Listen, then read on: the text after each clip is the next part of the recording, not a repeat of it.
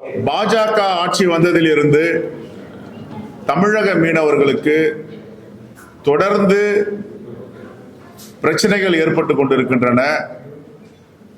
சுதந்திரமாக காலங்காலமாக மீன்பிடி தொழிலை செய்து வந்த மீனவ பெருங்குடி மக்கள் அந்த தொழிலை சரியான முறையில் செய்ய முடியவில்லை.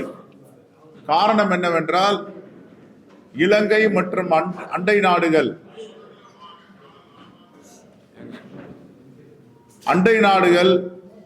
தமிழ்நாட்டு மீனவர்களை குறிவைத்து தாக்குகின்றன.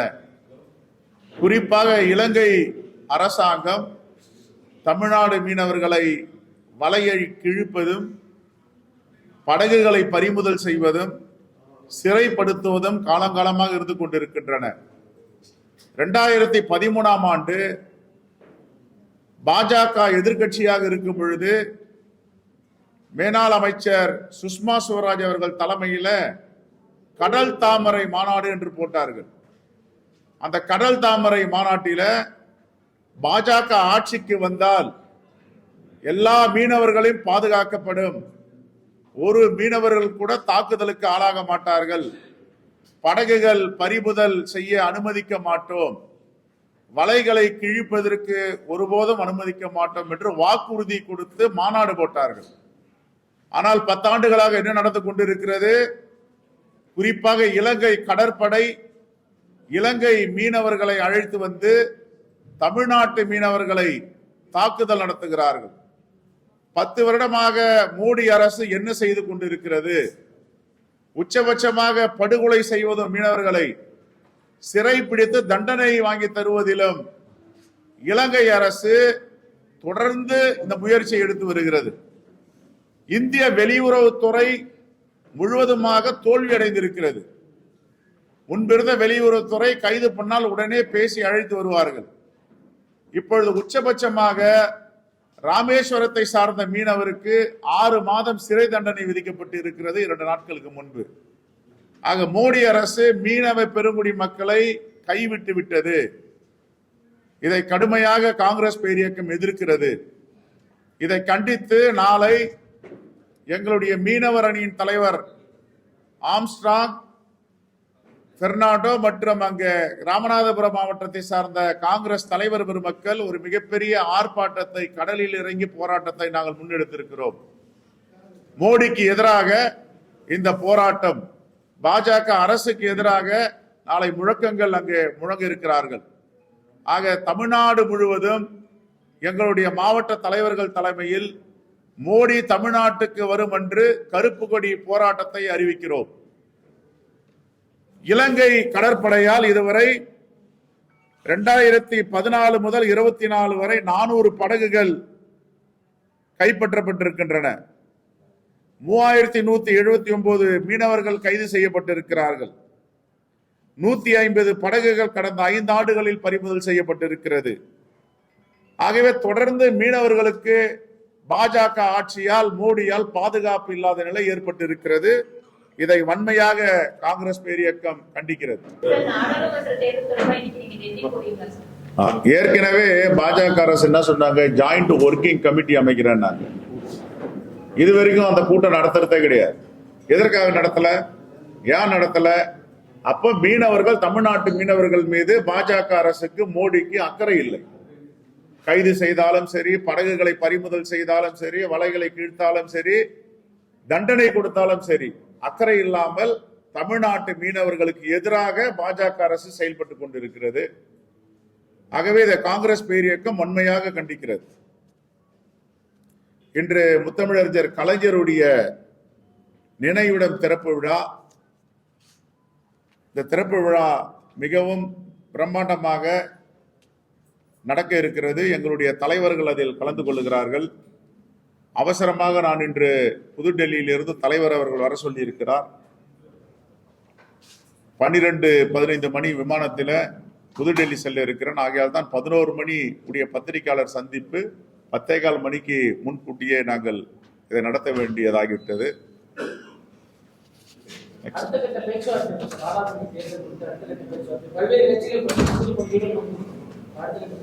பேச்சுவார்த்தை சுமூகமாக நடந்து கொண்டிருக்கிறது. எங்கள் தலைவர்கள் பேச்சுவார்த்தையில் ஈடுபட்டு இருக்கிறார்கள். இன்று மாலை 6 மணிக்கு ஒரு ஆலோசனை கூட்டம் வைத்திருக்கிறோம் புதுடெல்லியில. அதற்காக இப்ப புதுடெல்லி விரைந்து கொண்டிருக்கிறோம். தகவல் வந்தவுடன் பத்திரிகையாளரிடம் நாங்கள் அதை சொல்லுவோம். அகில இந்திய தலைவர் மாநிலமாக சென்று ஆலோசனை மேற்கொண்டு வருகிறார். தமிழகம் எப்போது வருவார் என்று எதிர்பார்க்கப்படுகிறது? புரியல.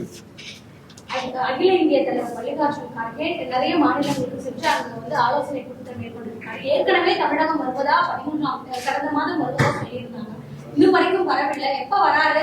அதற்கான ஆலோசனை கூட்டங்கள் எப்ப நடைபெறும்? மிக விரைவில் வருவார்.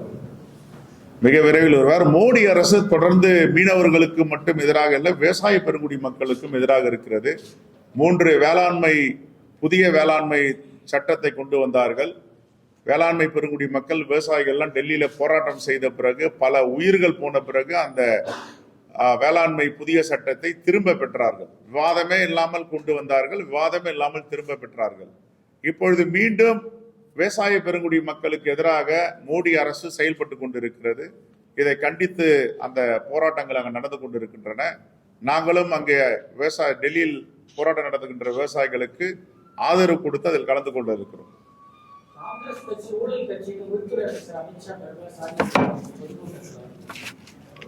அவங்க சொல்றது எதையுமே உண்மை கிடையாதுங்க. உண்மையே பேச தெரியாதவங்க தான் பாஜக தலைவர்கள், பாஜக அமைச்சர்கள். என்னென்ன வாக்குறுதி கொடுத்தாங்க?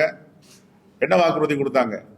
நாங்க வந்தா பெட்ரோல் விலையை பாதியா குறை பண்ணாங்க, டீசல் விலையை பாதியா குறை பண்ணாங்க, இந்தியாவுடைய பண மதிப்பை அமெரிக்கா டாலருக்கு நிகராக கொண்டு செல்வோம்னு சொன்னாங்க. 2 கோடி பேருக்கு வேலை வாய்ப்பு கொடுப்போம்னாங்க.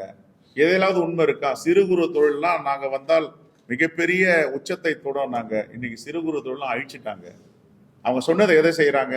கருப்பு பணம்லாம் இப்ப சொல்றாங்க ஊழல் கட்சின்னு. கருப்பு பணத்தெல்லாம் சுவிஸ் வங்கியில் இருக்கு. நான் வந்தா எல்லாத்தையும் எடுத்துட்டு வந்து 15 லட்சம் ரூபாய் ஒரு வாக்காளர் கொடுப்பேன். நாங்க கொடுத்தாங்களா? எங்க இருக்கு அந்த கருப்பு பணம்? அதே மாதிரி தான் ஊழல் கட்சின்னு பார்த்தா பாஜக தான். 2.5 கோடிக்கு 1 கிலோமீட்டர் போடுற சாலையை 250 கோடிக்கு போட்ட ஒரு மிகப்பெரிய ஊழல் கட்சி பாஜக. தேர்தல் பத்திரம் ஒரு நவீன ஊழல், உலகத்திலே எங்குமே இல்லாத ஊழல். ஊழல்வாதிகள்லாம் கேள்விப்பட்டிருக்கோம், விமானத்தை ஏறி ஓடுனவங்கலாம் கேள்விப்பட்டிருக்கோம் நாட்டை விட்டு. அதை விட மோசமான ஊழலை பாஜக செய்து கொண்டிருக்கிறது. தேர்தல் பத்திரம் இப்ப பாகிஸ்தான்ல தான் உச்ச நீதிமன்றம் தலையிட்டு, அங்க சர்வதிகார நாடு, சர்வதிகாரம் நடக்கிறது. உச்ச நீதிமன்றம் தலையிட்டு தீர்ப்பு கொடுத்து அதை மாத்தோம். இப்ப இந்தியாலையும் அதே மாதிரி உச்ச நீதிமன்றம் தலையிடுது எல்லாத்துக்குமே. தேர்தல் பத்திரம், சண்டிகார் மேயர் தேர்தல். டெல்லி போறீங்க, இந்த தொகுதி தொடர்பாக நீங்க ஆலோசனை நடத்த போறீங்க. இந்த கூட்டணியில நீங்க ஏற்கனவே முதற்கட்ட பேச்சுவார்த்தை நடக்கும்போது கூடுதலா 1-2 சீட்டு வேணும்னு கேட்டிருந்தீங்க. காங்கிரஸுக்கு திமுக கூட்டணியில கூடுதல் இடம் கிடைக்குமா, இல்ல பழைய இடம் எண்ணிக்கை கிடைக்குமா? நீங்க உங்களுடைய எப்படி வலுப்படுத்த? நாங்கள் திராவிட முன்னேற்ற கழகத்துக்கு தோழமையோடு இருக்கும், உண்மையான தோழமையோடு இருக்கும், நட்புணர்வோடு இருக்கும். அதனுடைய தலைவர் ராகுல் காந்தி திராவிட முன்னேற்ற கழகத்தின் தலைவர் தளபதியோடு ஒரு மிகப்பெரிய ஒரு நம்பிக்கையோடு இருக்காங்க. ஆகையால் எவ்வளவு தொகுதியை பெற வேண்டும், கேட்க வேண்டும் என்று எங்களுக்கு உரிமை இருக்கிறது. அவர்களும் மனம் கொடுப்பதற்கு மனம் இருக்கிறது. எதுக்கு குறைக்கணும்? இல்ல உங்க ஆசையா அதை குறைக்கணும்னு? உங்க ஆசையா? தலையாட்டுறாங்க ஆசை. எங்க அகில இந்திய தலைமை முடிவு பண்ணும். இன்னைக்கு அந்த ஆலோசனை கூட்டம் தான் கூப்பிட்டு கண்டிப்பா பெருந்தன்மையோடு திராவிட முன்னேற்ற கழகம் காங்கிரஸை நடத்தும். அது எந்த மாற்று கருத்தும் கிடையாது. போன தேர்தல் என்பது வேறு. இந்த தேர்தலில் மிகப்பெரிய எழுச்சி பெற்றிருக்கு காங்கிரஸ் இயக்கம்.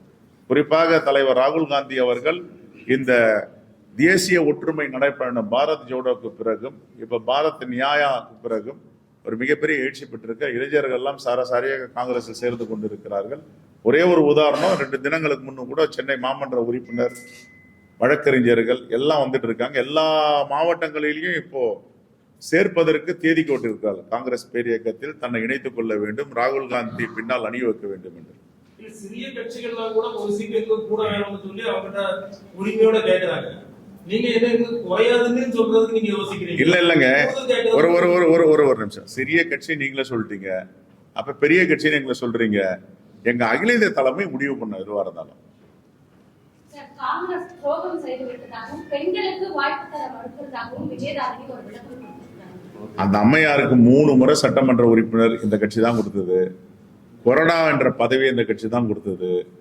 காங்கிரசுடைய மகிழா காங்கிரஸ் தலைவரா இந்த கட்சி தான் கொடுத்தது.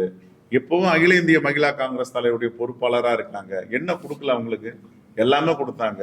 அது என்ன காரணம்னு போக போக தெரியும் எதற்காக செஞ்சாங்க அப்படின்னு. சரி, இன்னும் 2 பேரும் போறதாட்டு நேற்று வந்து சமூக வலைதளங்கள்ல பரவிட்டு இருக்குது. அப்படி யாராவது போறது மாதிரி இருக்குதா? எங்க தலைவர் ராகுல் காந்தி அவர்கள் சொன்னது தான் அதுக்கு பதில். தைரியம் உள்ளவர்கள், இந்த தேசத்தை பாதுகாக்க வேண்டும் என்பவர்கள் இங்கு இருப்பார்கள். பயத்தில் உள்ளவர்கள், RSS மாதிரி பயத்தில் உள்ளவர்கள் வெளியேறுவார்கள்.